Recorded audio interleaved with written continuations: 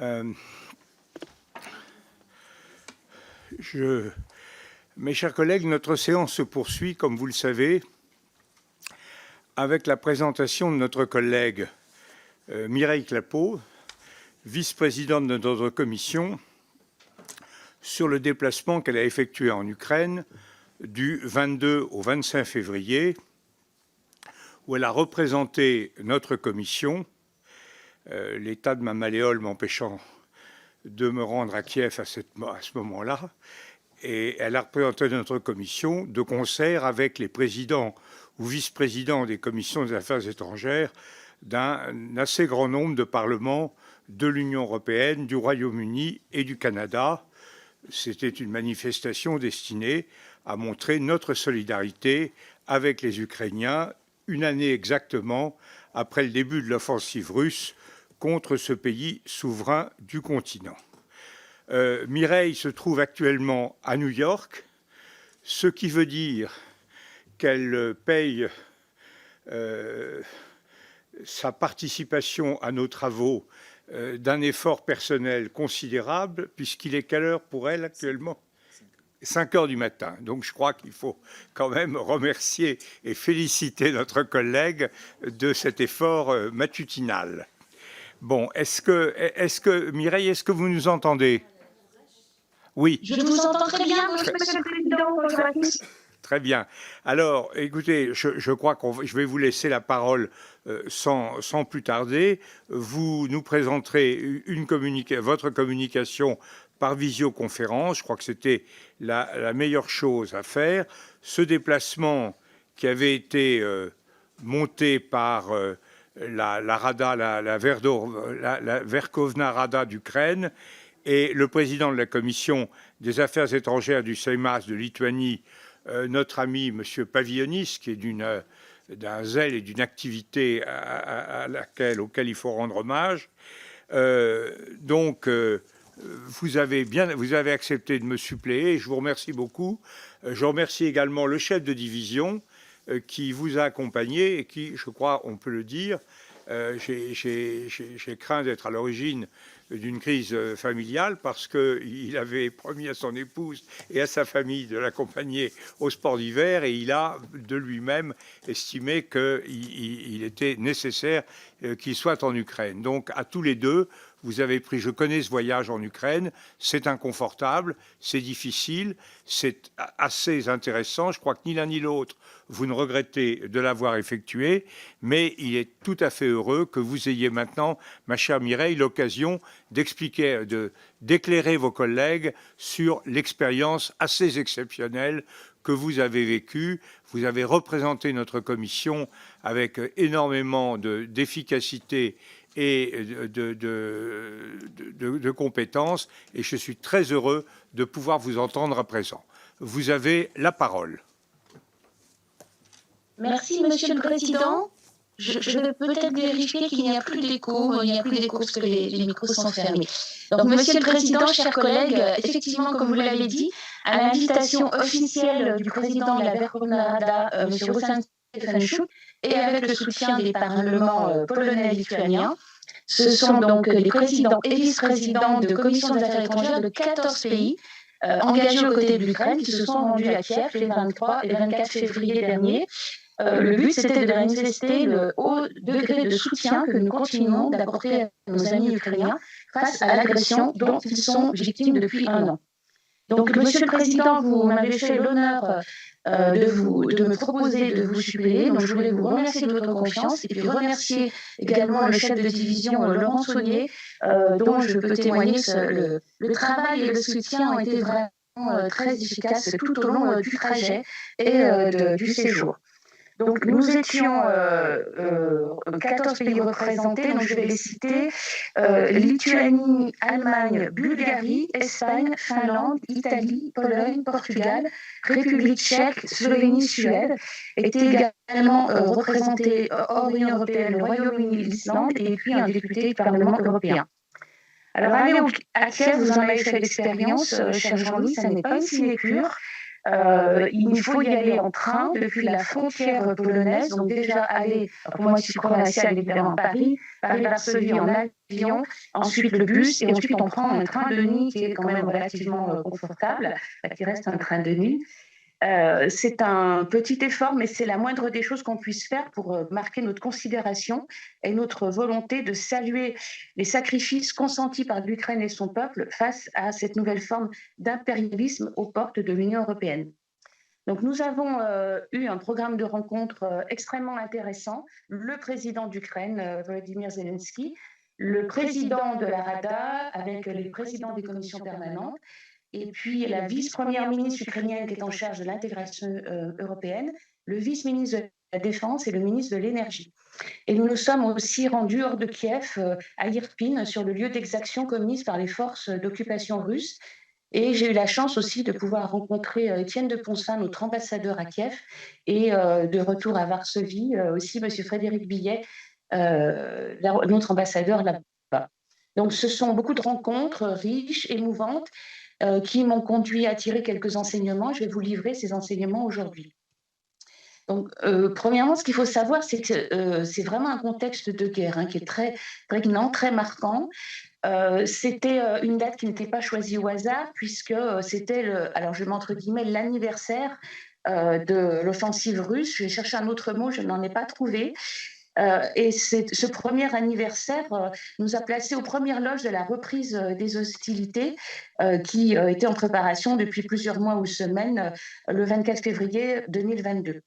Donc 100 000 personnes avaient été mobilisées par Moscou au lancement de son opération dite spéciale. Je rappelle que selon la terminologie en vigueur, ce n'est qu'une opération spéciale. Et au final, ce sont 313 000 soldats au total, qui ont été renforcés par la mobilisation décrétée par le président Poutine en 2022.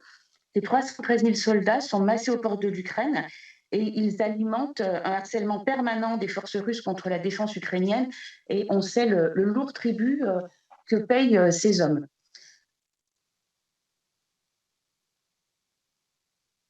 Je suis obligée de couper, voilà. Nous sommes allés dans une ville, un pays en guerre, mais nous n'avons pas été directement exposés aux affres de la guerre. Il faut bien le dire, il y avait des risques de bombardement, mais nous n'avons pas eu à proprement parler à vivre ces alertes aériennes, ce qui n'a pas été le cas de tous les visiteurs depuis un an. Donc Kiev est quand même exposée en permanence aux attaques aériennes russes. Elle a quand même retrouvé un semblant de vie normale, avec, je pense, moins de circulation dans les rues, moins de personnes dans les rues, puisqu'une partie de sa population est partie, mais elle demeure régulièrement aux aguets. On nous a dit à un moment, c'est le président de la Rada qui nous a dit, en regardant son smartphone, eh bien, il y a des alertes qui se passent, mais nous, on n'a pas entendu les sirènes. En revanche, où qu'on soit, il y avait toujours un panneau indiquant où était l'abri le plus proche. Et puis, en dehors de Kiev, et on en a régulièrement les échos, les forces russes continuent à s'acharner sur les infrastructures civiles, de temps en temps sur des habitations, et y compris tout récemment, depuis notre retour, y compris la nuit. Alors, quand vous allez dans le pavé d'immeubles qui regroupent les institutions, Verkhovna Rada et d'autres, eh bien, vous avez des images de guerre, c'est-à-dire des chicanes, des blindés, des hommes en armes, et puis aussi des sacs de sable au niveau des fenêtres. Donc ça, c'est assez impressionnant. Et aussi des stigmates bien visibles, puisque une infrastructure électrique a été frappée au cœur même de la ville, même si elle a été réparés depuis, les immeubles alentours ont été soufflés, et nous avons vu le centre d'affaires de la Tour 101 qui était vraiment en verre, donc tout le verre détruit, et puis aussi une partie des murs détruits ou noircis. Alors nous sommes allés aussi à Irpin, dans les faubourgs de la capitale ukrainienne, quand les forces russes piétinaient aux portes de Kiev, puisqu'elles n'ont pas réussi à rentrer dans Kiev, mais ça a été limite, entre fin février et début avril, les forces russes qui étaient présentes à Irpin comme dans d'autres localités ont causé vraiment beaucoup de ravages. Il y a en particulier un pont Je suis particulièrement sensible au rôle des ponts et en l'occurrence, le pont a été détruit et cette destruction continue de compliquer la vie aux habitants. Mais ce sont également l'hôtel de ville, les immeubles, les commerces, une maison de la culture qui ont été ravagés principalement par voie aérienne, parce qu'au final, à Irpin même, les forces russes n'ont pas stationné très longtemps. Et puis, il y a aussi une image très impressionnante, c'est sur un parking, un cimetière de carcasses de voitures calcinées, donc criblées de balles et brûlées. Et ce sont, paraît-il, les carcasses des voitures des citoyens, des Ukrainiens qui fuyaient la ville. Et donc, on ose imaginer ce qui est arrivé aux personnes. Mais c'est très impressionnant de voir ce cimetière de voitures. Alors, on a également visité une exposition One Year Stay in the Fight, organisée par Yes Ukraine, dans le centre de Kiev, et qui portait sur les violations des droits humains commises par les forces russes depuis le début du conflit. Très impressionnant, parce que des photos, des films, l'image de la désolation, hein, les flammes, les souffrances, les cadavres partout. Si je parle moins émotionnellement en chiffres, on nous dit 9 594 victimes civiles, décès, dont 461 enfants, et 12 758 blessés, dont 923 enfants. Ce sont des chiffres officiels et je pense que seule l'histoire et une enquête approfondie nous permettra d'avoir exactement les chiffres. Du point de vue des biens ou infrastructures détruits, ce sont 80 000 biens qui ont été détruits. La Russie a procédé à 255 frappes contre ce type de cible. Donc c'est vraiment planifié. C'est facilité par le fait que la Russie dispose des plans, des infrastructures souvent héritées de l'époque soviétique et qu'elle met donc un malin plaisir à vraiment frapper les infrastructures qui ensuite, par leur manque, rendent la vie impossible aux Ukrainiens. Pour les crimes de guerre, 950 cas ont été recensés. Et puis nous avons parlé à plusieurs occasions de l'enlèvement d'enfants ukrainiens. On en parle un peu plus ces dernières heures puisque le procureur de la CPI s'est rendu sur place. Ces enlèvements d'enfants ukrainiens et leur déplacement en Russie pour être adoptés par des couples russes sont assumés totalement par les forces russes puisque c'est soi-disant des orphelins. C'est aussi un crime de guerre si c'est prouvé, et l'ombudsman ukrainien a estimé que c'était 3000 enfants qui avaient été ainsi enlevés, on peut le dire, ou déplacés. Donc les Ukrainiens nous ont dit que quand on va sur les lieux, on ne porte jamais le même regard.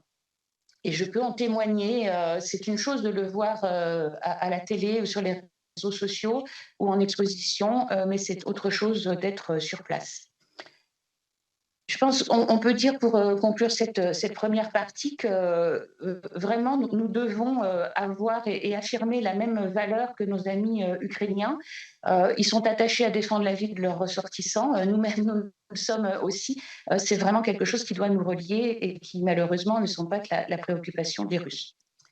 Dans une deuxième partie, je voudrais vous parler de l'avenir. Et cet avenir, il s'inscrit résolument dans le projet européen. Dans la plupart des entretiens que nous avons menés, on a parlé des aspirations européennes de l'Ukraine. Donc, il y a des attentes, même si l'aide est reconnue, et on va développer un petit peu les perspectives d'adhésion à l'Union, si vous voulez bien. Premier rappel d'abord sur la sensibilité des autorités ukrainiennes aux marques de solidarité européenne. Je voudrais rappeler que ça a été une erreur d'appréciation énorme de Vladimir Poutine, qui a cru que l'Union européenne ne tiendrait pas et ne réagirait pas face à l'agression. Mais pourtant, dès février 2022, les dirigeants de l'Union ont affirmé et prouvé leur volonté de soutenir vigoureusement l'économie, la société, les forces armées ukrainiennes et la reconstruction future. Puis il y a eu aussi les paquets de sanctions. Le 10e paquet de sanctions a été adopté le 24 février 2023 afin de viser les capacités de production de l'outil militaire russe et les savoirs des dirigeants responsables du conflit. Les responsables ukrainiens, ils savent tout cela, ils y sont très sensibles. Là aussi, si je parle de chiffres, l'Union européenne et ses États membres ont mis à disposition de l'Ukraine et de sa population une aide d'environ 67 milliards d'euros. Alors, c'est presque 38 milliards d'euros d'assistance économique, 17 milliards d'euros d'aide aux réfugiés et 12 milliards d'euros de soutien militaire. Le Conseil a fourni une assistance macro-financière de 7,2 milliards d'euros sous forme de prêts et de subventions en 2022. Et puis, en décembre dernier, a adopté un paquet législatif qui permettra, tout au long de l'année 2023, puisque malheureusement, je pense que le conflit ne sera pas fini à la fin de l'année 2023, cette aide sera de 18 milliards d'euros. L'objectif, c'est de fournir une assistance budgétaire à court terme pour permettre de payer les salaires et de faire tourner le pays. Donc, financer les besoins immédiats, mais aussi soutenir la remise en état des infrastructures critiques, énergie, eau, etc. Et puis également préparer la reconstruction d'après-guerre. Et puis les réformes, puisque les réformes économiques sont nécessaires pour l'intégration européenne du pays. Donc, je le redis, les Ukrainiens apprécient ces efforts financiers. Ils nous ont dit aussi que notre soutien politique était important, et y compris dans des registres plus mémoriels et symboliques. Vous avez bien sûr en tête la reconnaissance de l'Holodomor. Je pense que c'est quelque chose qu'ils ont mentionné, donc auquel ils sont sensibles. Donc, nous avons été reçus, je l'ai dit, par le président de l'Ukraine, le président du Parlement ukrainien, vice-première ministre, deux membres importants du gouvernement. C'était aussi leur façon à eux de nous dire nous attachons de l'importance à votre venue, qui est plus longue que les 12 heures fréquentes, puisque vous y passez une nuit. Et donc, ce déplacement, il matérialisait la force de notre engagement aux côtés de l'Ukraine, dans les moments difficiles comme dans les jours meilleurs. Alors, les attentes de l'Ukraine vis-à-vis des États de l'Union européenne et de Bruxelles, elles ont été développées avec l'angle aussi que l'Ukraine ne se bat pas seulement pour sa défense et pour son existence, mais aussi pour les valeurs de l'Europe et pour la liberté de l'Europe. Je vais revenir sur les armes, c'est vraiment le leitmotiv des discours officiels. C'est la priorité des priorités parce qu'ils envisagent une contre-offensive au printemps. Donc, ils ont besoin d'équipements militaires modernes puisqu'il y a un déséquilibre numérique dont j'ai parlé. Tout pays confondu, fin novembre 2022, l'Ukraine avait reçu 113 milliards d'euros d'aide militaire, financière et humanitaire. Les États-Unis, le Royaume-Uni, mais l'Union européenne et les États membres sont les premiers contributeurs en valeur nette, avec plus de 52 milliards d'euros de soutien, donc devant les États-Unis qui ont fourni 48 milliards d'euros.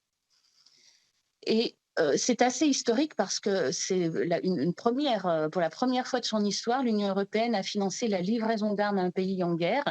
Ça a été rendu possible par la création en mars 2021 de la Facilité européenne pour la paix. Et ce dispositif permet notamment aux États membres d'être remboursés du montant de la valeur des matériels militaires cédés à l'Ukraine.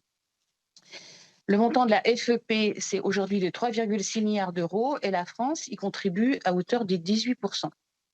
À cela, il faut ajouter les 123 millions d'euros qui sont dédiés à la mission EUMAM Ukraine. C'est une mission de formation.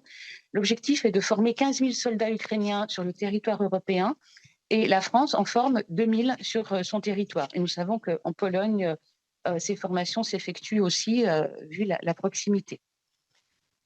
Les canons César ont été connus. J'ai pu souligner également la livraison des chars légers AMX-10 RC, puisque c'était une livraison concomitante avec notre venue.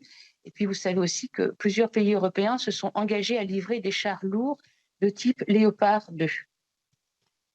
Alors, tous ces équipements, il faut les réceptionner, il faut ensuite les déployer au plus près des besoins opérationnels. Et pour moi, qui ai pas mal travaillé dans l'industrie, et en particulier dans la logistique, j'ai été impressionnée par le tour de force logistique que cela représente. Et ils nous ont bien montré tout l'effort de modernisation qu'ils effectuaient avec des logiciels, avec une traçabilité, de façon à ce que le délai entre la collecte de ces armes et leur déploiement là où ils en ont besoin soit le plus court possible. Et c'est assez impressionnant de voir comme ce pays, loin d'être abattu par cette guerre terrible, finalement puise dans ses ressources pour se moderniser, pour s'adapter, et je dirais même pour se réinventer, puisqu'il s'agit de leur survie. Ils ont insisté aussi, enfin le président et d'autres ont insisté sur leurs besoins en avions de combat. Alors, sur les avions de combat, c'est un sujet délicat en cours de discussion. Il faudrait déjà fournir une formation assez longue aux militaires ukrainiens. Le plus urgent, c'est quand même les munitions, et ça a été martelé par le président et nos interlocuteurs. Et puis, parlons de l'adhésion à l'Union européenne. C'est vraiment une volonté forte. Le calendrier est ambitieux. L'Ukraine a demandé à adhérer à l'Union européenne le 28 février 2022, donc 4 jours après l'agression. Et lors du Conseil européen des 23 et 24 juin dernier, les chefs d'État et de gouvernement des 27 ont adopté la recommandation de la Commission d'accorder à l'Ukraine le statut de candidat à l'adhésion. Donc, ce qui revient maintenant régulièrement dans la bouche des autorités ukrainiennes, c'est les progrès obtenus sur le chemin de la préparation de cette adhésion, notamment en matière de lutte contre la corruption. Lors du 24e sommet entre l'Union européenne et l'Ukraine le 3 février 2023, le président ukrainien a clairement manifesté son intention de voir les négociations sur l'adhésion de son pays débuter à la fin de cette année, éventuellement l'an prochain. Et la perspective annoncée, ce serait une adhésion effective à l'horizon 2026.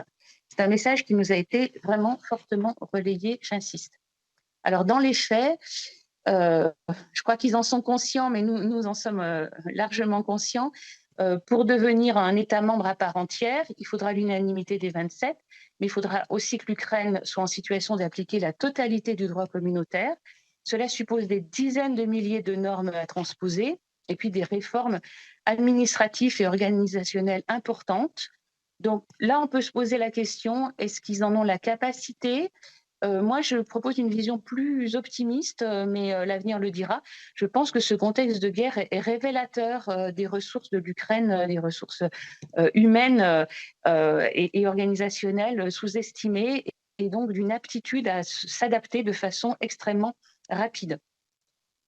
Alors, vous savez qu'en 2024, il y a des échéances électorales européennes, et le Parlement européen table donc sur une intégration de l'Ukraine à l'Union au mieux à compter de 2029, voilà, par rapport au 2026 envisagé par l'Ukraine.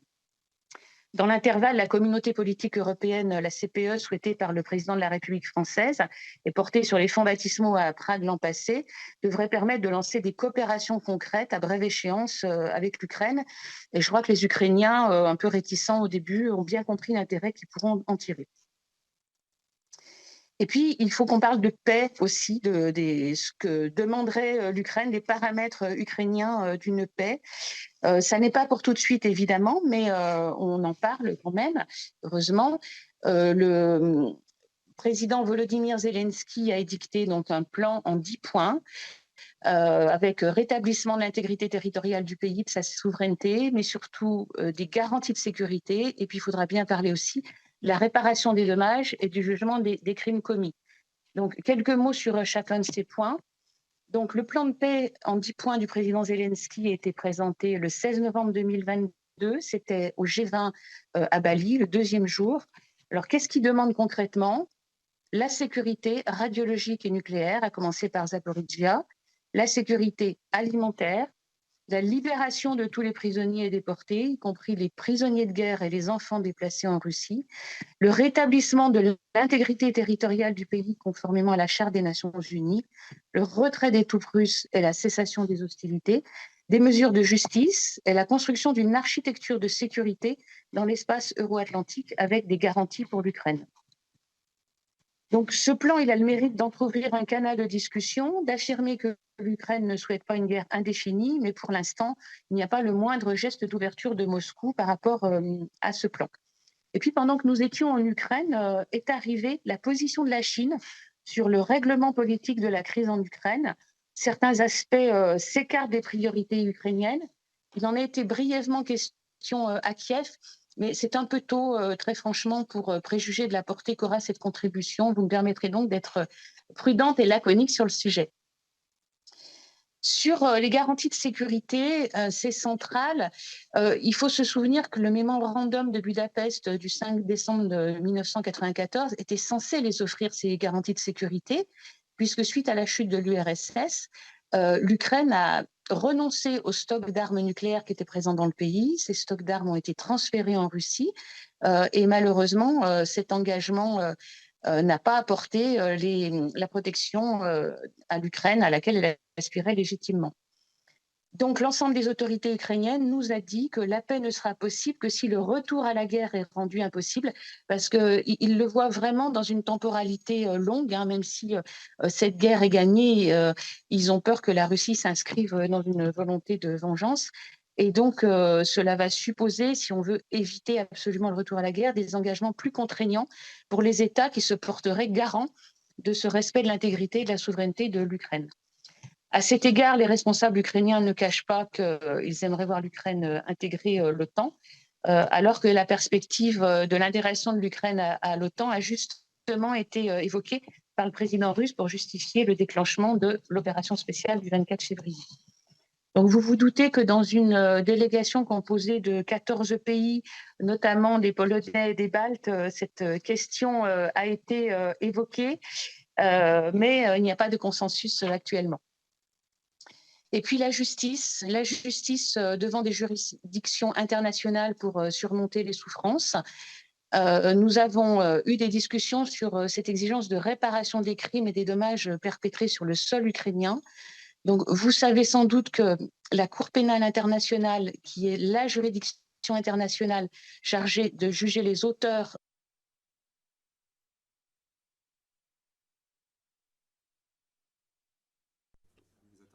a annoncé en mars 2022 l'ouverture d'un examen préliminaire sur la situation, mais elle rencontre des limites dans l'exercice de sa compétence parce qu'elle ne peut enquêter que sur les crimes commis sur le territoire d'un État parti à son statut, donc le statut de Rome signé en 1998, ou lorsque le Conseil de sécurité des Nations Unies lui a renvoyé la situation.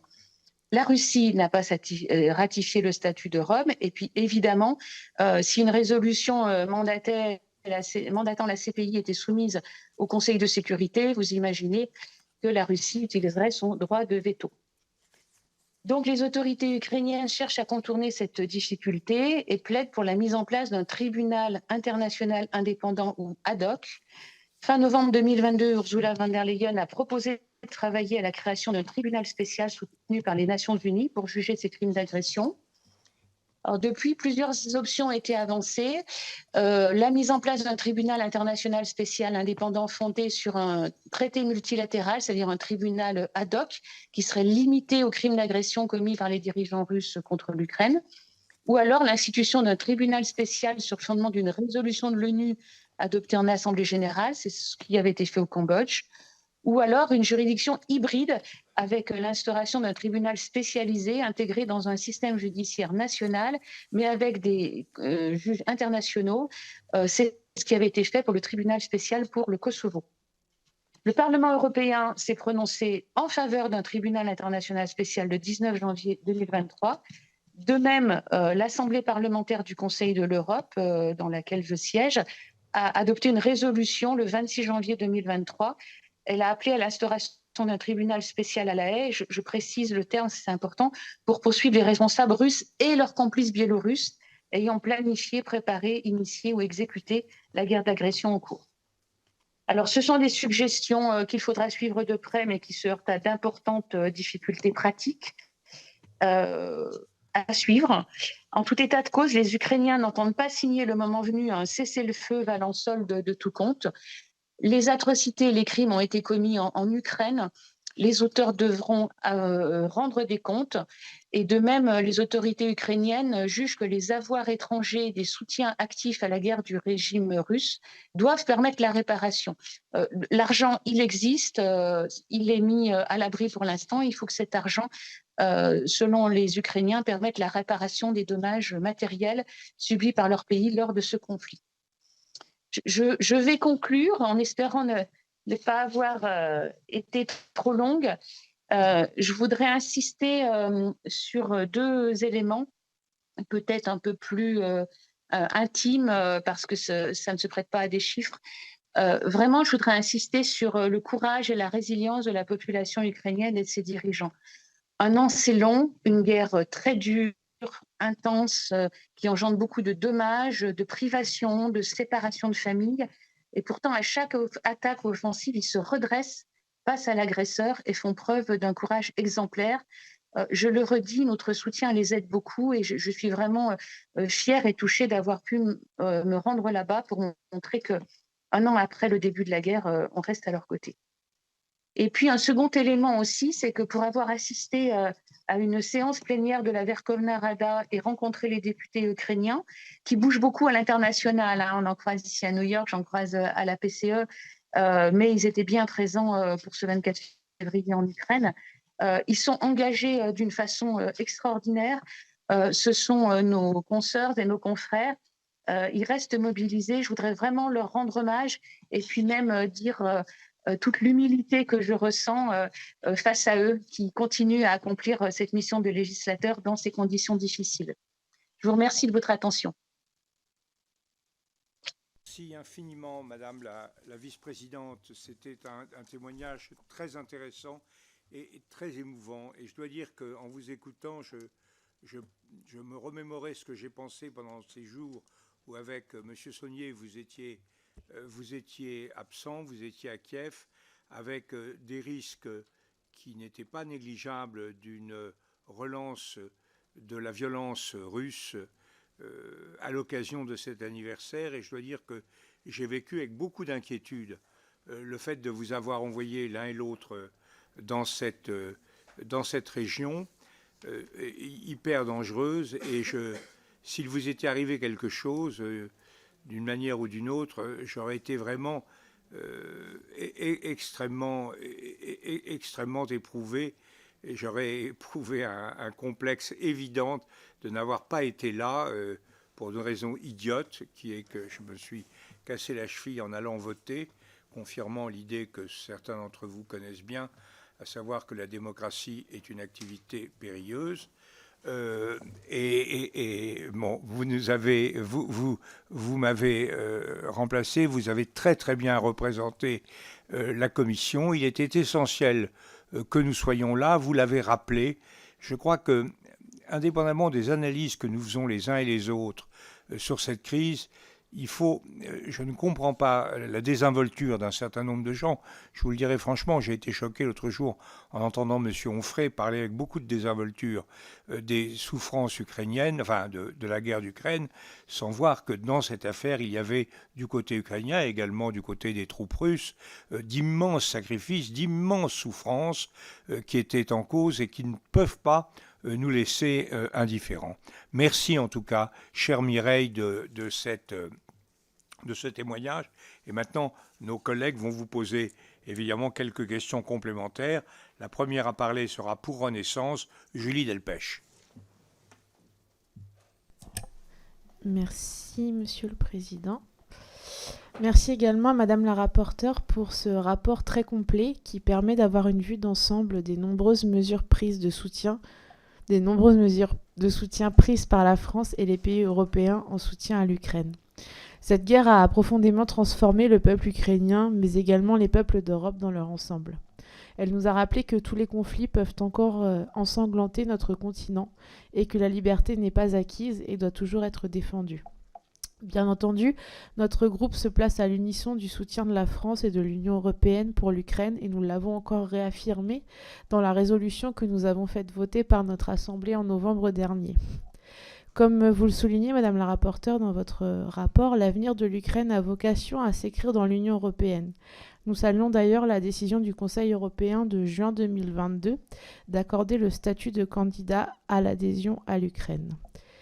De plus, à la suite de vos entretiens avec notre antenne diplomatique, pouvez-vous nous informer sur la situation de la communauté française encore sur place et comment est-ce qu'elle tient malgré les affres de la guerre ? Enfin, je voudrais terminer en ce 8 mars, Journée internationale des droits des femmes, en rappelant le soutien que la France a apporté aux Ukrainiennes en juin 2022. On le sait, les femmes sont parmi les premières victimes des atrocités suscitées par les conflits à travers le monde, notamment en ce qui concerne les violences sexuelles. Des viols contre des femmes ukrainiennes ont d'ores et déjà été attestés par la représentante spéciale de l'ONU qui parle d'une tactique délibérée des troupes russes pour déshumaniser les victimes. La France s'est très tôt investie sur ce sujet en soutenant l'association Avortement sans frontières qui a permis d'aider plusieurs centaines d'Ukrainiennes victimes de ces crimes de guerre. Madame la rapporteure, en tant que membre de la délégation aux droits des femmes, avez-vous pu évoquer la situation des femmes ukrainiennes sur ce sujet fondamental et sur la meilleure façon de continuer à les assister? Je vous remercie.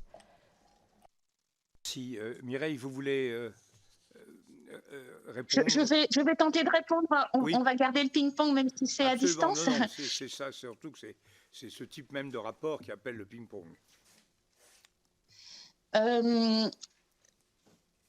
Je ne vais pas avoir des chiffres précis, mais on parle de quelques milliers de Français qui sont encore en Ukraine. Certains sont partis, certains restent. Même si le danger d'alerte aérienne est partout, la situation est quand même différente entre la partie ouest et les parties en guerre. Je ne crois pas, à ma connaissance, qu'il y ait des Français encore dans les parties vraiment en guerre que vous connaissez, Donbass et puis le sud-est. Je ne dirais pas évidemment qu'ils mènent une vie comme nous menons en France, mais je pense qu'ils sont à l'unisson des Ukrainiens. Souvent, les Français qui sont là-bas ont de la famille, ce sont des couples mixtes, ils travaillent et donc ils prennent des précautions. Et je ne pense pas qu'ils soient réellement en danger, mais l'ambassade, bien sûr, veille au grain. Sur les femmes, bien sûr, c'est un sujet qui m'est cher. Je suis à la CSW, à la commission du statut de la femme à l'ONU à New York en ce moment. Les députées ukrainiennes, d'ailleurs, sont présentes et nous avons un certain nombre d'échanges sur la question du numérique, puisque c'est le thème de l'année, et qu'est-ce que le numérique peut apporter de pire et de meilleur. Je lisais ce matin un article du Figaro sur les violences intrafamiliales qui se sont fortement développées. On n'en a encore pas beaucoup parlé, mais les traumatismes liés au conflit engendrent des violences de toutes sortes et en particulier intrafamiliales qui risquent de se reporter bien sûr sur les femmes. Mais j'insiste, nous avons aussi l'image des femmes ukrainiennes qui sont au travail, des députés et qui font tourner le pays puisque beaucoup d'hommes sont au front. Donc malgré tout, même s'il faut les protéger, bien sûr, je veux garder cette image des Ukrainiennes combattantes et fortes. Merci. Monsieur Frédéric Falcon pour le Rassemblement national. Monsieur le Président, Madame la rapporteure, en premier lieu, le Rassemblement national réaffirme être profondément touché par le drame que subit le peuple ukrainien. C'est pourquoi nous avons toujours condamné l'invasion du territoire souverain de l'Ukraine et appelé au rétablissement des principes du droit international piétinés depuis bien trop d'années par ceux qui devaient les défendre. Une remarquable mobilisation est née en réaction à cette guerre européenne et fratricide afin d'atténuer la souffrance de ceux subissant cette guerre. Cette mobilisation n'est pas du seul fait des nations, mais le résultat de multiples initiatives locales qui convergent toutes vers cet objectif commun d'apporter de l'aide à un peuple en souffrance. Cette mobilisation est le témoignage de notre identité, car elle ne s'est pas seulement faite sur l'action des nations, mais également par des initiatives locales, rassemblant dans un même élan les peuples et leurs corps politiques. L'accueil des réfugiés, le soutien matériel nécessaire à un peuple souffrant du froid et de la faim est admirable, et si nous comprenons la politique de livraison d'armes défensives qui rejoint cette volonté de défendre la souveraineté et l'intégrité territoriale des nations, il est légitime de s'interroger sur une poursuite de l'escalade dont l'issue nous est inconnue. Car la poursuite de cette guerre n'est pas seulement un drame humain, mais risque de renverser définitivement l'équilibre du monde. C'est pourquoi nous soutenons avant tout les actions diplomatiques du gouvernement en faveur de la paix. La France ne peut pas prendre le risque de devenir partie intégrante du conflit. Elle s'exclurait du destin de l'Europe, incapable de travailler à la paix après la guerre en exerçant son rôle historique de médiatrice et de facilitatrice de la paix. Alors que la paix a disparu des consciences, il est nécessaire de commencer dès aujourd'hui à participer à son édification. C'est pourquoi Marine Le Pen a demandé solennellement une conférence mondiale pour la paix. En attendant la paix, que nous appelons de tous nos vœux, nous souhaiterions avoir un état des lieux précis de l'aide humanitaire apportée par la France au peuple ukrainien. Avez-vous des données chiffrées à nous communiquer, qu'il s'agisse des aides fournies par l'État français ou des ONG? Chers collègues, quelles sont aujourd'hui les carences que connaît l'aide humanitaire en Ukraine? Quels efforts peuvent être fournis par la France pour pallier d'éventuels manques? Je vous remercie. Je vous remercie, monsieur le député. Madame la vice-présidente, c'est à vous.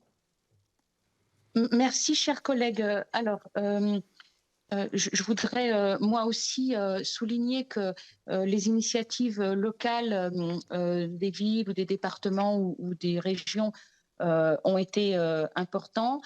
Dire d'ailleurs à cet égard que à mon retour de déplacement, j'ai communiqué dans la presse quotidienne régionale et la radio locale, et j'ai appelé les entreprises et les collectivités à s'associer à ce soutien à l'Ukraine. Quand nous avons discuté, Laurent Saunier et moi-même, avec l'ambassadeur de France en Pologne, il nous disait qu'un certain nombre d'initiatives sont prises avec des collectivités locales, l'Ukraine étant un pays très décentralisé.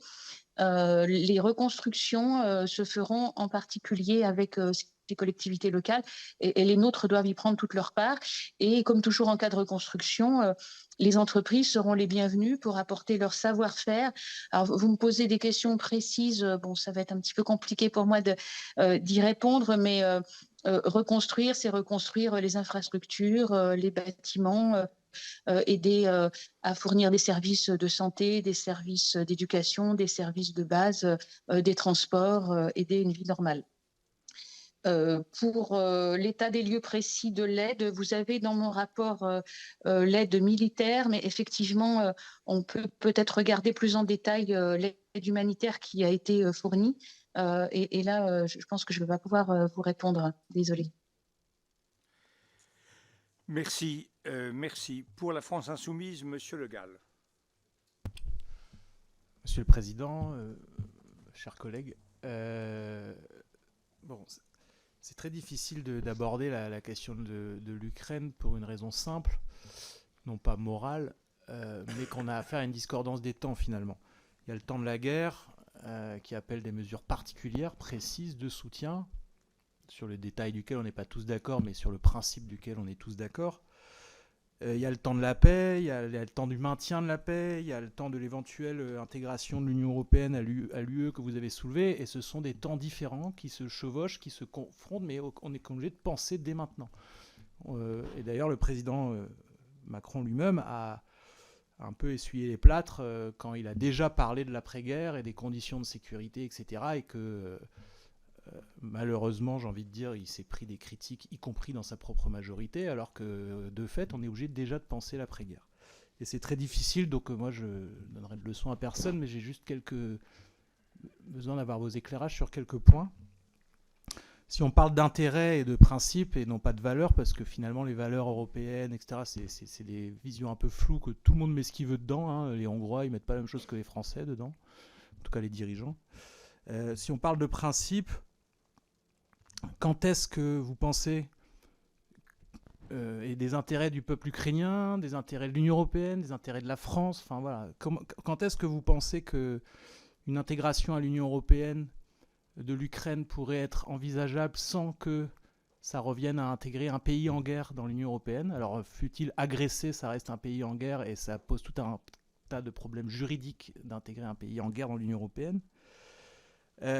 Quid des campagnes anti-corruption qui ont été mis un peu en sommeil pendant la guerre, et on le comprend, mais c'est un vrai sujet pour la suite. Quid aussi des questions de droit du travail qui ont été mis un peu en sommeil pendant la guerre.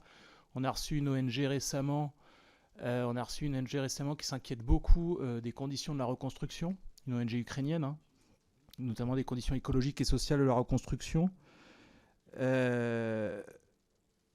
Et donc voilà. Enfin, comment vous voyez tout cela? Parce que c'est des questions qui doivent se poser dès maintenant. On ne peut pas être que dans le soutien moral, etc. Il faut. Enfin, vous voyez. Je pense que Mme Très Clapeau bien, va très merci. bien. Attendez, je vais vous dire un mot. Je crois que les questions que nous nous posons sont évidemment appelées par la situation et par la communication de notre vice-présidente, mais je crois que nous allons avoir d'autres débats sur l'Ukraine. Là, ce que nous cherchons particulièrement à cerner, c'est la conjoncture telle qu'elle est vécue. C'est ça l'intérêt particulier de cette mission. Les grandes perspectives, on devra les traiter, et Mireille Clapeau les a abordées, mais ce qui est intéressant, c'est d'essayer de mesurer où en sont les Ukrainiens et également les collègues des différentes commissions des affaires étrangères qui étaient présents avec Mme Clapeau. Voilà. Mireille, c'est à vous. Merci, Monsieur le Président. Merci pour vos questions, chers collègues. Je vais me risquer une citation et je le ferai sans doute beaucoup moins bien que le président Bourlange, mais je ne sais pas qui a dit, il est difficile de prévoir, surtout. Elle est apocryphe, mais c'est non è vero e ben trovato. Il est difficile de prévoir surtout l'avenir.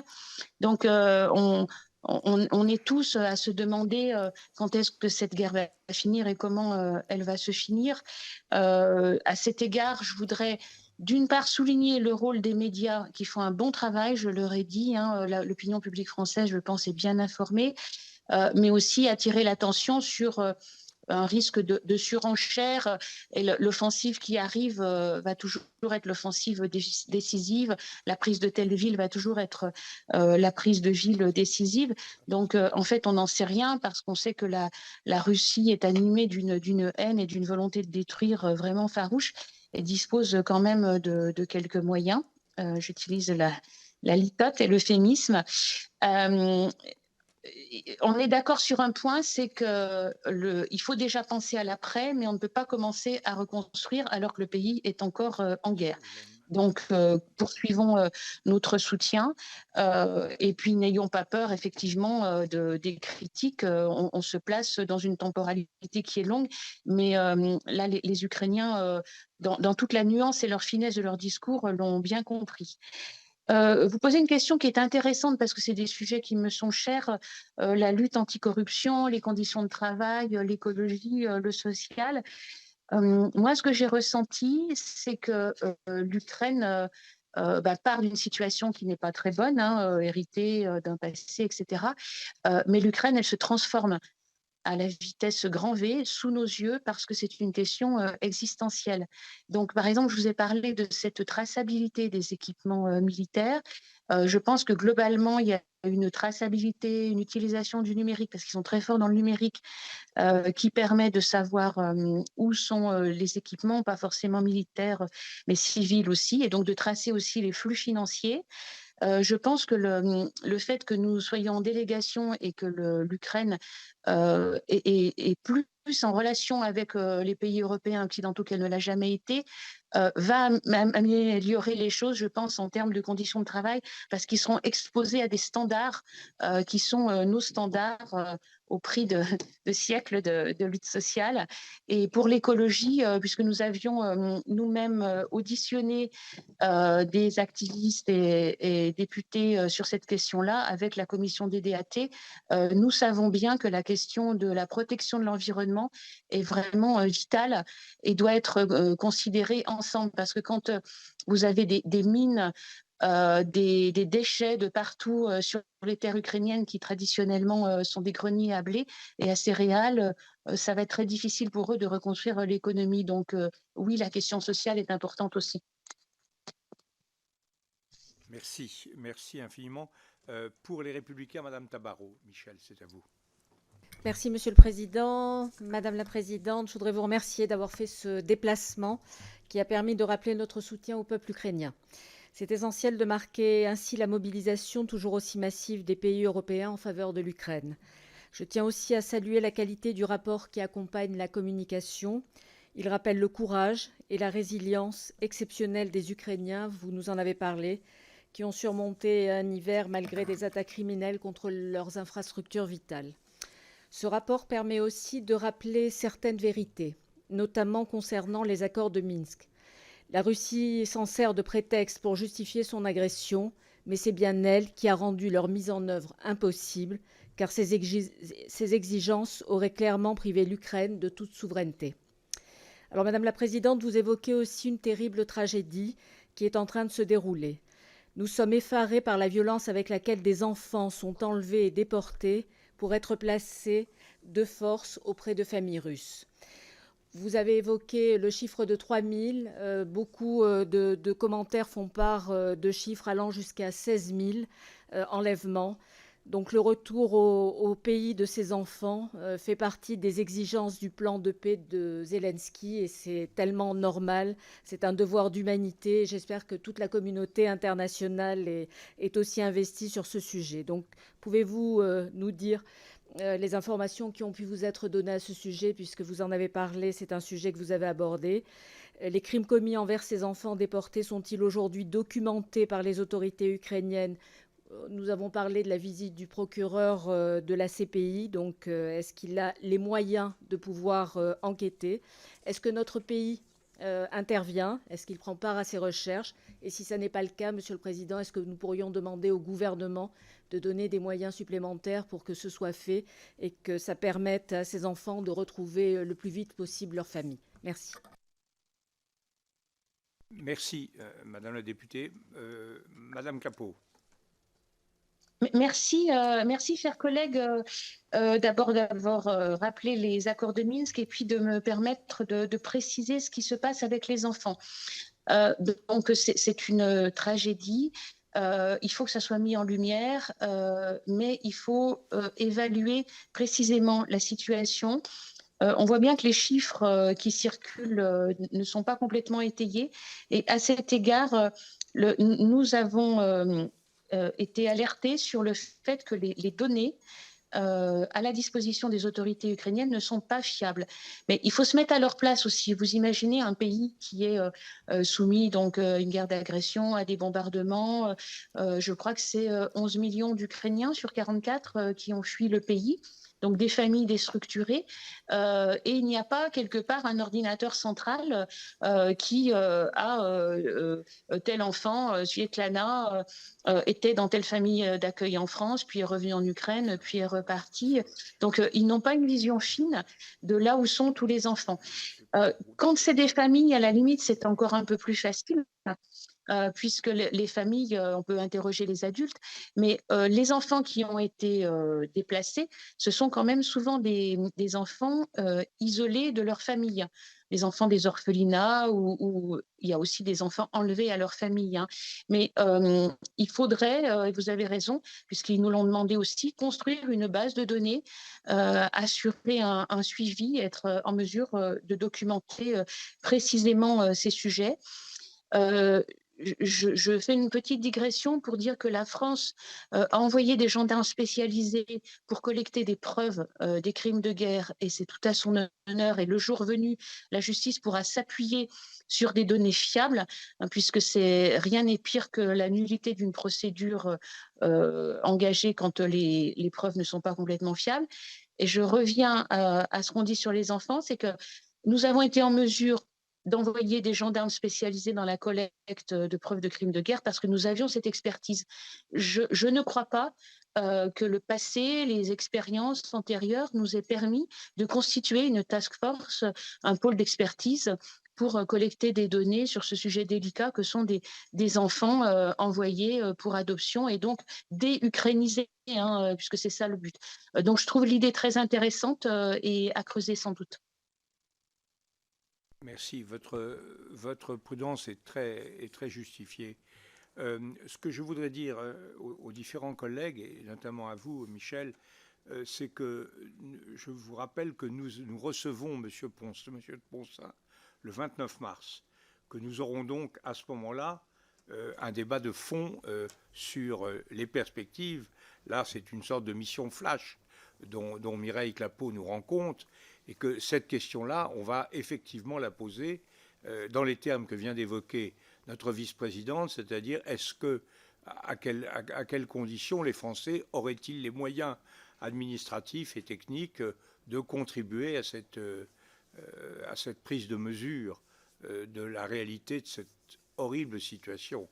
Parce que les quelques témoignages que nous avons sont évidemment atroces sur les enfants arrachés à leur famille, perdus, etc., dans des conditions qui sont proprement inhumaines, car il faut bien voir que les Ukrainiens sont quand même assez profondément méprisés par les Russes, et les gamins comme les autres. Maintenant, c'est Madame Gatel pour le groupe MoDem. Merci beaucoup, Monsieur le Président. Merci, Madame la Vice-Présidente, à la fois d'avoir si bien représenté la Commission, mais également pour la qualité de votre rapport. Alors, j'aurais envie de dire, pour reprendre une célèbre expression, que la Russie n'a pas gagné, donc elle a perdu, et que l'Ukraine n'a pas perdu, et donc elle a gagné. Mais finalement, votre rapport, par Les chiffres qu'il mentionne illustrent la tragédie que nous connaissons depuis un an.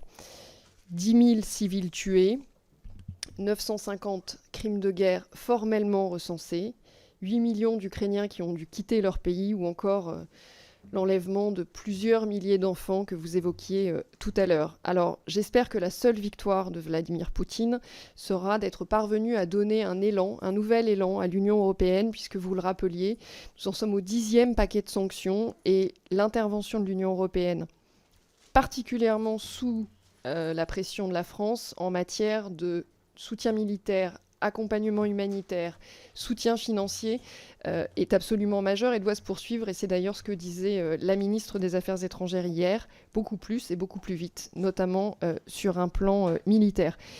Vous évoquez dans votre rapport le plan du président Zelensky en 10 points. Et je voulais vous interroger sur l'adhésion de l'opinion publique, de la classe politique, mais également de la classe politique européenne à l'ensemble de ces points. Et je pense particulièrement au sujet de l'intégrité territoriale. Et puis je voulais parler rapidement également du sujet de la reconstruction, et notamment la reconstruction sur le plan écologique. Alors on le sait, la guerre est également une guerre écologique. Plus d'1 million d'hectares de réserves naturelles a été touché, alors que l'Ukraine représentait et refermait avant la guerre plus de 35% de la biodiversité européenne. Plus de 100 millions de tonnes d'émissions de CO2 ont été générées depuis le début du conflit, selon le ministre ukrainien de la protection de l'environnement. Le programme des Nations Unies pour l'environnement parle d'ailleurs d'un héritage toxique pour plusieurs générations à venir. Alors le gouvernement a présenté un plan de relance verte et j'aurais aimé vous entendre sur cette question. Je vous remercie. Je vous remercie. Madame Clapeau. Merci, chers collègues. Oui, la seule victoire de Vladimir Poutine a été de donner un nouvel élan à l'Union européenne. J'aime bien cette formule. Et il faut continuer à aider l'Ukraine. Il y a des questions auxquelles je vais avoir du mal à répondre. Vous m'avez interrogé sur l'adhésion de la classe politique, vous parlez de la classe politique ukrainienne, au plan du président Zelensky. Et donc... oui. Ukrainienne, oui, alors, et parmi les 14, enfin parmi les 13, vos 13 collègues lors de votre déplacement. Tout le monde, Mireille. Tout le monde est... Alors, la question s'adresse aux Ukrainiens et à votre groupe. Oui, très bien. Alors, je vais parler avec prudence parce que je répète que c'est une mission rapide où nous avons surtout rencontré des autorités. Nous avons beaucoup discuté entre membres de la délégation. Le président Zelensky s'est révélé comme un dirigeant extraordinaire. Qui aurait cru que cet humoriste qu'on croyait pas du tout fait pour la politique, qui aurait cru qu'il montrerait ce courage en restant en Ukraine, en mobilisant son pays tout entier contre l'agression et en mobilisant surtout les différents intervenants européens, américains, etc. Donc c'est vraiment quelqu'un qui est soutenu. La vie politique, pour l'instant, est comme gelée en Ukraine, si j'ai bien compris. Évidemment, les pro-russes sont réduits au silence. Il y a une unanimité derrière Zelensky. Après, il faut voir dans le temps, on a beaucoup parlé de temporalité ce matin, il faut voir dans le temps comment ça va se passer. Il faut voir aussi quels sont les pouvoirs du président de la République par rapport aux collectivités, aux grandes villes. Notre attention a été attirée sur le fait que ce pays est très décentralisé et donc il faut peut-être vérifier dans le temps qu'il n'y a pas qu'il y a toujours cette unanimité entre les villes, les régions et le président. Au niveau de la délégation, bon, si nous étions en Ukraine, c'est que nous étions tous convaincus du soutien qu'il fallait apporter, mais des nuances peuvent s'exprimer puisque dans différents pays, vous le savez, puisque vous le suivez, il y a parfois des nuances avec des nouveaux dirigeants qui sont arrivés au pouvoir. La question de l'intégrité territoriale au sein du processus de paix, elle est très délicate. parce qu'on y pense tous et parce qu'on n'en a pas parlé. Y penser toujours, n'en parler jamais. Là aussi, je ne sais pas, je ne vais pas m'avancer sur la suite. Je pense que les situations respectives du Donbass, et même au sein du Donbass, il y a avant l'agression et après l'agression, autour de Zaporizhia, la Crimée aussi, il faut bien arriver à prononcer ce nom aussi. Les situations sont très différentes. Et donc, je ne sais pas, moi, aujourd'hui, ce que recouvre le terme d'intégrité territoriale. Ça va dépendre, j'imagine, aussi des suites sur le terrain. Enfin, voilà, en gros, ce que je peux vous dire, je suis très prudente, vous le comprenez, parce que je ne vous fais pas un exposé, je ne lis pas dans ma boule de cristal sur l'Ukraine, mais ce sont des questions importantes, ces questions de l'intégrité territoriale. Quel territoire, quelles frontières avant 2014, avant l'agression, la Chine, dans sa contribution à la paix, sous-entend qu'il faudra figer les positions conquises par les Russes. Et évidemment, on ne veut pas en entendre parler, les Ukrainiens ne veulent pas en entendre parler. Merci beaucoup. Le dernier intervenant, c'est pour les socialistes, c'est M. Garot. Merci, Monsieur le Président. Comment? Ah, monsieur, oui, monsieur le dernier intervenant au titre des groupes. Ensuite, M. Gliński vous répondra sa pensée personnelle. Merci à Mireille Clapeau de cette communication très, très éclairante. C'est l'occasion pour nous de redire notre soutien sans faille au peuple ukrainien, dont nous saluons bien évidemment le courage, la résilience, la force d'âme après cette agression de la Russie de Poutine. Je veux le redire ici, Poutine ne peut pas gagner cette guerre.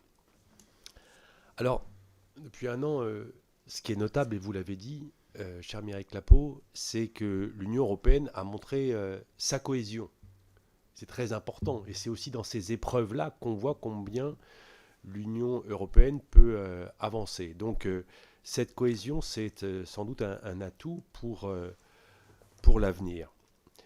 Ce que je veux dire aussi, c'est que nous devons profiter de cette cohésion réaffirmée pour affirmer notre indépendance aussi vis-à-vis de nos alliés et amis américains. Le montant de notre aide, vous l'avez calculé, vous l'avez dit, c'est 67 milliards d'euros depuis le 24 février 2022. Et donc aujourd'hui, une des questions qui se pose, elle a trait en particulier à la perspective d'une adhésion de l'Ukraine à notre Union. Lorsque il est évoqué cette date de 2026, est-ce que c'est raisonnable? Parce que on ne peut pas aller vers une adhésion qui serait faite à la hussarde. Adhérer à l'Union européenne, ça n'est pas que symbolique. C'est extrêmement engageant pour les uns comme pour les autres. Et donc, on doit prendre le temps d'aller au fond des choses avec une perspective politiquement affirmée. C'est évidemment très important, mais avec la capacité à se donner des moyens de contrôler pour avancer comme il se doit. Alors, ma question est toute simple. C'est comment, d'ici là, et surtout avant cela, l'Union européenne pèse-t-elle pour qu'on puisse sortir de ce conflit? Quel est le chemin que propose aujourd'hui l'Union de votre point de vue et après les rencontres que vous avez faites, chère Mireille Clapeau? C'est aussi ça l'urgence et c'est peut-être d'abord ça que nous devons travailler. Merci à vous. Je crois que ce sont d'excellentes questions. Je ne suis pas sûr que Mireille soit aujourd'hui en mesure d'y répondre pleinement. Mais elle va évidemment. Mais nous retrouverons tous autour de M. de Poncin. Et je crois qu'à ce moment-là, et Mireille sera là, bien sûr, et à ce moment-là, on pourra, je crois, élaborer plus savamment sur cette question capitale. Madame Clapeau, c'est à vous. Merci, Monsieur le Président. Je plus sois ce qui vient d'être dit. C'est des questions difficiles et centrales. Effectivement, hein, il ne s'agit pas de faire adhérer l'Ukraine à l'Union européenne, à la USAR. Ce n'est pas une adhésion au rabais. Le chemin, il est long, il demande beaucoup de travail. Je vais me permettre une comparaison, même si comparaison n'est pas raison. Je suis présidente du groupe d'amitié avec l'Albanie et je suis ce pays depuis de nombreuses années. J'observe très attentivement ce qu'ils font pour se réformer. Le chemin, il est long. Il faut commencer par une justice indépendante, il faut lutter contre la corruption, il faut se moderniser, il faut reprendre tout l'acquis communautaire. Donc le chemin sera long et ça serait un très mauvais signal envoyé, et nous ne le ferons pas, si pour l'Ukraine on faisait une exception. Parce que c'est 44 millions d'habitants, c'est important, et parce que les principes qui régissent l'Union européenne ne permettent pas d'avoir un membre qui ne remplit pas les conditions. Donc il faudra qu'on s'implique nous-mêmes. Enfin, Ruslan Stefanchuk, le président de la Rada, est venu et il y a des coopérations qui vont se mettre en place. On peut les aider. Après, vous avez posé la question comment l'Union européenne pèse pour sortir du conflit. Je crois que c'est en filigrane dans ce qui a été dit. J'admets aussi ne pas tout savoir, et nous ne savons sans doute pas tout, mais l'Union européenne aide militairement, aide humanitairement, aide pour que le pays continue de tourner. Et il faut que l'Union européenne continue à aider. Les rôles respectifs. Excusez-moi, je crois que le micro est ouvert. Je conclus juste sur cette phrase. Les rôles respectifs de l'Union européenne et des États-Unis ne sont pas les mêmes. Chacun prend sa part, mais la perspective européenne de l'Ukraine est vraiment toujours soulignée. Excusez-moi de cette interférence. Monsieur Zganski. Merci, Monsieur le Président. Vous avez 1 minute en principe, mais oui. Je crois qu'on peut, s'étendre jusqu'à 2 minutes. Juste quelques précisions. Merci beaucoup, Madame Clapeau. Chers collègues, je vous remercie pour cette présentation de votre déplacement à Kiev. Je voudrais juste revenir dans le rapport d'information, il est fait mention donc, du fait que, concomitamment au plan de paix présenté par le président Zelensky, la Chine, vous l'avez dit, a publié une position sur le règlement politique de la crise en Ukraine, dont certains aspects s'écartent des priorités ukrainiennes, vous l'avez dit tout à l'heure, notamment en matière territoriale. Est-ce que vous avez d'autres informations, de plus amples informations quant aux différences qui séparent ces deux plans de règlement du conflit? Et quel a été, en dehors bien entendu du retour en matière territoriale, quel a été l'avis des Ukrainiens sur les autres propositions chinoises, si vous avez un retour sur ce point-là? Je vous remercie. Merci. Mireille, c'est à vous. Je vais parler sous le contrôle de Laurent Saunier qui a assisté à l'entretien. Je crois que... Il est là pour vous contrôler. Voilà, je crois bien que Volodymyr Zelensky, interrogé lors de notre rencontre sur ce sujet, a dit qu'il ne pouvait pas vraiment se prononcer parce que c'était tout récent, a reporté son jugement, mais il a dit aussi le diable est dans les détails. Hein, c'est ça, il a bien dit ça. Donc Zelensky est quelqu'un d'intelligent. On peut se demander l'intérêt de la Chine d'intervenir. On voit bien son rôle vraiment très très ambivalent vis-à-vis de la Russie et puis vis-à-vis de la conflictualité limitée qu'ils peuvent entretenir avec plusieurs pays, dont les États-Unis. C'est à surveiller de près. Je crois me souvenir que quelques jours après être rentrée, les réactions n'étaient pas très bonnes quand même dans l'ensemble, je veux dire dans le camp des Occidentaux, à ce plan chinois, qui en fait est très vague. Alors, je ne l'ai pas sous les yeux, mais il y a une mention par exemple du climat de la guerre froide qu'il ne faut pas continuer à entretenir. Ok, ça veut dire quoi ne pas entretenir le climat de la guerre froide? Tout ça ne semble pas très précis et ça semble pas être de nature à améliorer la situation. Ça nous renseigne plus, je dirais, par un effet de billard à 3 bandes sur le fait que la Chine veut se positionner dans cette affaire-là qui concerne maintenant le monde entier. Merci. Moi, je voudrais faire 2-3 remarques, si vous voulez bien, sur ces sujets. Sur la Chine, d'abord. Je crois que c'est très difficile d'analyser, mais la plupart des spécialistes notent une inflexion de la position chinoise. C'est-à-dire que la Chine a été très critique à l'égard de la Russie, notamment lors du G20 il y a quelques mois, c'était en Inde, si je me rappelle bien, où vraiment la Russie avait été mise en difficulté par l'ensemble des pays. C'était pas en Inde, c'était il y a quelques mois. Et là, nous avons le sentiment qu'il y a une inflexion de la position chinoise qu'ils estiment qu'ils ne peuvent pas accepter, de même que nous ne pouvons pas accepter que l'Ukraine perde, qu'ils ne peuvent pas accepter que la Russie perde. Et les Américains en sont conscients et ont fait ce qu'ils avaient fait vis-à-vis de la Russie avant le 24 février, c'est-à-dire qu'ils ont, si j'ose dire, cramé leur information. C'est-à-dire qu'ils ont rendu public ce que leurs services observaient et ils ont très clairement indiqué aux Chinois qu'ils ne toléreraient pas une intervention, un renforcement trop massif des Chinois au service de la Russie. Il y a vraiment eu des évolutions qui sont perceptibles. Ça, c'est de l'information que je donne, ce n'est pas des prises de position qui sont perceptibles et dont les Chinois ont, semble-t-il, un peu balisé et ont compris que le jeu serait quand même assez difficile. Là, on a une évolution assez difficile à trouver.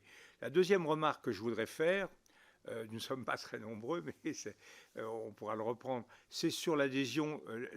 Moi, je suis un praticien des élargissements. En effet, j'en ai vécu, j'ai accompagné toute la Pologne depuis le gouvernement de la table ronde jusqu'à son adhésion au Parlement européen, et j'ai vu ça. Et je crois qu'il y a un certain nombre de principes. Il y a eu beaucoup d'adhésions qui ont été mal faites, bâclées, ratées, etc. Il y a un certain nombre de principes qu'il faut avoir. Le premier principe, c'est que pauvreté n'est pas vice, et que n'importe qui, même un pays pauvre ayant un faible degré de développement, ce qui d'ailleurs n'est pas exactement le cas de l'Ukraine, qui est un pays très contrasté sur ce plan-là, doit pouvoir entrer. Ce n'est pas un inconvénient que de ne pas avoir un PIB élevé pour entrer dans l'Union. La seconde chose, qui est à mon avis très, très importante, c'est qu'il ne faut pas donner de délai. Enfermer les gens dans les délais, c'est se rendre prisonnier et empêcher en vérité des évolutions qui se feraient s'il n'y avait pas de délai. L'exemple le plus frappant, je le dis bien que nous soyons en public, c'est celui de la Bulgarie. La Bulgarie n'était pas prête à l'époque à rentrer dans l'Union européenne.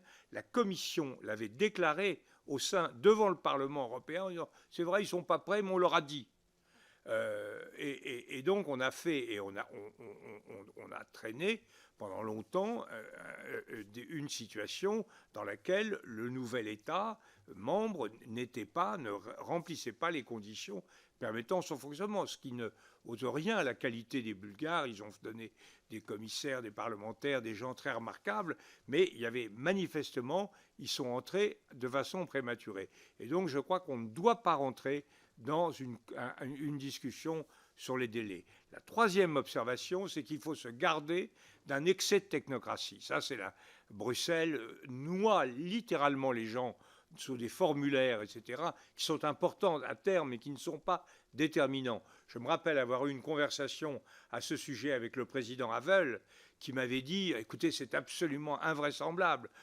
On a franchi, on s'est battu, j'ai été dans les geôles soviétiques ou quasi-soviétiques pendant des années. On a défendu des principes et maintenant, quand je demande à rentrer, la commission m'envoie, je me rappelle, il n'était pas très grand, hein, Václav Havel, et il me montre, il me dit, j'ai une pile de dossiers à remplir qui sont nettement plus élevés que moi, donc il faut élever ça. Et en revanche, le quatrième principe, et ça c'est fondamental, il ne faut pas accepter que les conditions démocratiques et de lutte contre la corruption soient simplement de bonnes intentions. Il faut que les efforts soient faits. Or, aujourd'hui, en Ukraine, le problème n'est pas réel. La solution est loin d'être atteinte. Notamment la réforme de la justice, la réforme de la Cour suprême. La réforme de la justice, c'est essentiel. C'est la base du système de corruption. Zelensky est indiscutable. Il a été élu pour lutter contre la corruption. Il lutte contre la corruption. Vous voyez, on a mis à pied des gens qui ont gagné des sommes fabuleuses de façon illicite. Il y a quelques semaines, À ma connaissance, les poursuites pénales, le président de la Rada, quand il est venu, nous a dit qu'il y aura des poursuites pénales. À ma connaissance, elles ne sont pas encore venues. Donc là, je crois qu'il faut être extrêmement précis, extrêmement ferme. On peut très bien tolérer des pays qui n'ont pas la même législation que nous. Ça, c'est tout à fait possible. Mais ce qu'on ne peut pas tolérer, ce sont des pays qui n'ont pas les mêmes règles démocratiques que nous, tout simplement parce qu'ils participent de l'Union européenne, ils agissent au Parlement européen, ils agissent à la Commission, non seulement dans le collège, mais dans l'administration, ils agissent dans l'administration du Conseil, et donc là, il faut être extrêmement ferme. Moi, ce sont les 4 principes qui me paraissent déterminants si on veut réussir l'élargissement. Nous avons beaucoup manqué de courage et de rigueur intellectuelle dans les décennies précédentes pour une raison simple, c'est que tous les États voient l'État qui rentre comme un futur partenaire et ne veulent donc pas lui imposer être le mauvais élève de la classe, enfin plutôt le mauvais professeur, le mauvais pion qui exige d'eux des choses et qui demain les empêcheront d'être dans une majorité qualifiée. C'est ça l'effet pervers, la façon perverse dont sont organisés les élargissements. Moi, sur ces bases, en revanche, je suis totalement favorable, personnellement, je ne parle pas en tant que président de commission, totalement favorable à ce que l'Ukraine rejoigne au plus vite, dans ces conditions, l'Union européenne. Voilà ce que je voulais dire. C'est un plaidoyer. Alors maintenant, nous avons, c'est pas tout à fait fini, je crois que nous avons une décision à prendre qui ne me paraît pas poser un problème terrible, qui est la mise aux voix de la publication du rapport d'information de notre collègue. Conformément à l'article 145 du règlement de l'Assemblée, je consulte la Commission qui est pour la publication, unanimité, peu de gens, mais je crois que les collègues qui sont là sont fondés à penser qu'ils votent pour l'ensemble des collègues. Voilà, félicitations, merci, grande gratitude de la Commission à notre vice-présidente Mireille Clapeau, au chef de division qui l'a accompagné. Félicitations pour ce grand travail et on se retrouve autour d'Étienne de Poncin, c'est quand, le 29 mars ? Le 29 mars, et nous poursuivrons cet intéressant dialogue, car il est évident que l'Ukraine reste le dossier central d'une commission comme la nôtre. Voilà, la séance est levée. Merci, bonne journée. Ah, vous voyez, j'ai appliqué le principe que j'ai toujours